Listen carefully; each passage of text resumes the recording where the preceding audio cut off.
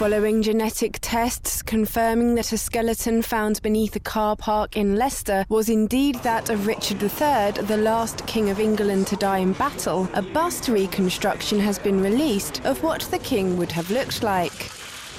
Creators of the bust say its likeness to the king is a lot more accurate than the traditional portrait of Richard. During that process, I did use references from the appropriate period because we knew the period from which the skull had come. But I also used contemporary references. So, for example, to get the cheeks and the stubble and things like that, I use references, photographs of contemporary men. So I think it's important to say that this model is not something that came from established portraiture. It's something that came from the scientific process and was then styled to be contemporary with Richard III. Experts were pleased with the result, which was built up from a CT scan of Richard's skeleton after its DNA was found to match that of a direct descendant of Richard's sister, Anne of York, Canadian Michael Ibsen. When it was unveiled, it was a shock because it really is, it's quite a beautiful face, and he looks sort of young, and he looks like a young 32-year-old man without the cares of the world on him.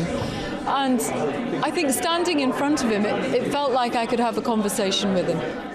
Richard, who ruled Britain for only 2 years between 1483 and 1485, was killed during the Battle of Bosworth Field, the last battle of the Civil War between the House of Lancaster and the House of York. Shakespeare wrote about the king, his rule and his death in his play Richard III, which famously climaxed with the king lamenting, my horse, my kingdom for a horse." But experts say people may now start to question what they know of Richard.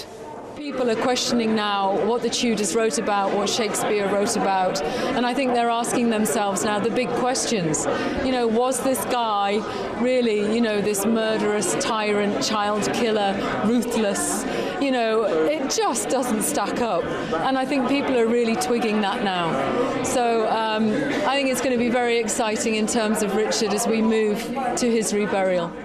The discovery of Richard's skeleton is the most significant archaeological find in recent English history. The king's body is set to be reinterred in Leicester Cathedral in early 2014, and a permanent visitors' centre will also be built there to tell of his life.